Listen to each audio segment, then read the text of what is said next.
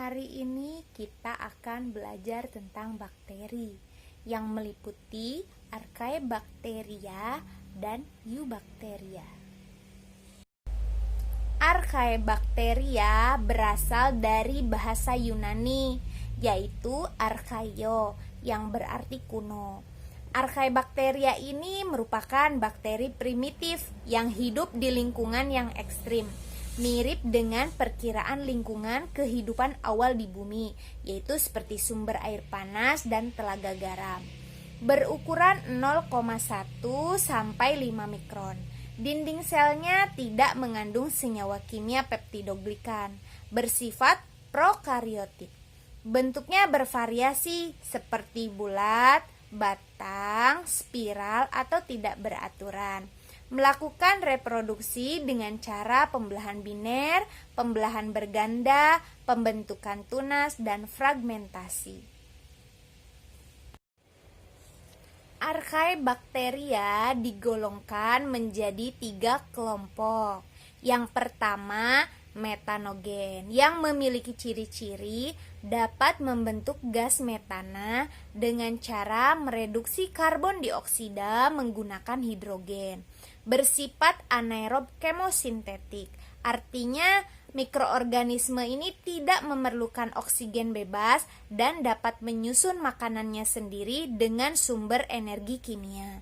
Hidup di lumpur rawa dan tempat-tempat yang kandungan oksigennya rendah. Memperoleh makanan dengan cara membusukkan sisa-sisa tumbuhan yang telah mati. Berperan sebagai dekomposer sehingga dapat dimanfaatkan dalam pengolahan limbah organik untuk memproduksi metana. Bisa dilihat pada gambar berikut ini contoh-contoh dari metanogen. Yang kedua yaitu halofil ekstrim yang memiliki ciri-ciri bersifat heterotrof, hidup di lingkungan berkadar garam tinggi seperti di danau, air asin, dan laut mati. Respirasinya secara aerob untuk menghasilkan energi. Yang ketiga yaitu termoasidoflik atau termofil ekstrim yang memiliki ciri-ciri dapat hidup di habitat bersuhu tinggi dan bersifat asam, misalnya di kawah vulkanik dan mata air panas.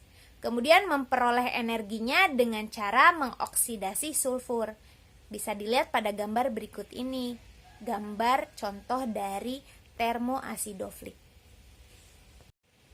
Selanjutnya Eubacteria. Eubacteria ini memiliki ciri-ciri organisme mikroskopis dengan diameter 0,5 sampai 1 mikron dan panjangnya 1 sampai 20 mikron.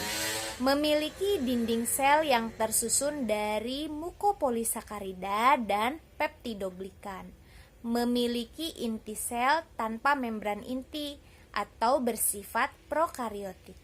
Tidak terdapat organel seperti mitokondria, retikulum endoplasma, badan Golgi, atau vakuola.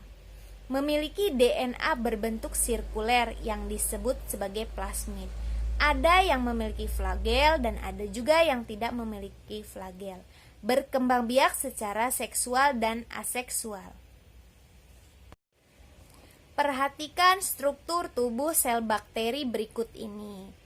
Struktur sel bakteri terdiri atas bagian-bagian seperti kromosom, pilus, ribosom, flagel, plasmid, membran sel, kapsul.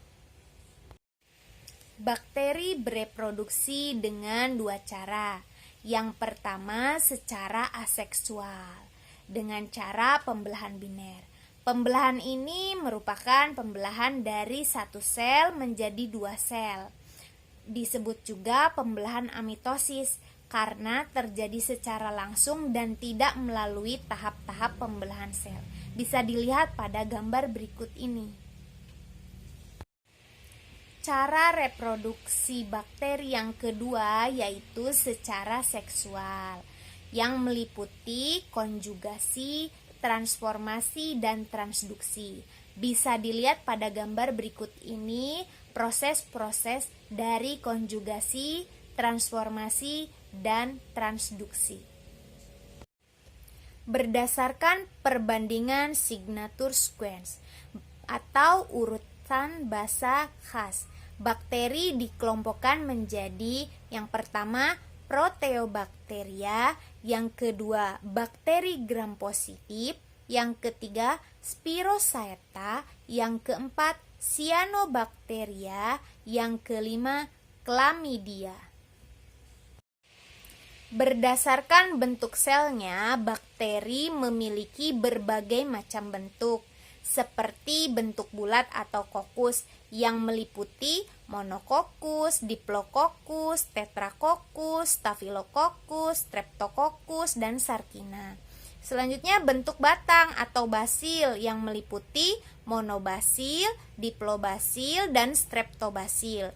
Bentuk bulat batang Coccobacil, bentuk spiral Spirillum seperti Spirochaeta dan Vibrio. Berdasarkan ada tidaknya flagel, bakteri dikelompokkan menjadi bakteri atrik, monotrik, lofotrik, amfitrik, dan peritrik. Bisa dilihat dari gambar berikut ini.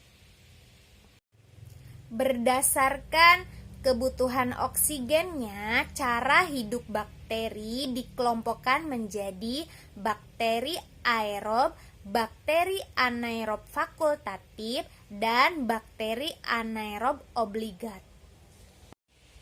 Cara hidup bakteri berdasarkan cara mendapatkan makanannya. Bakteri ini dibagi menjadi bakteri autotrof yang meliputi bakteri fotoautotrof dan bakteri kemoautotrof.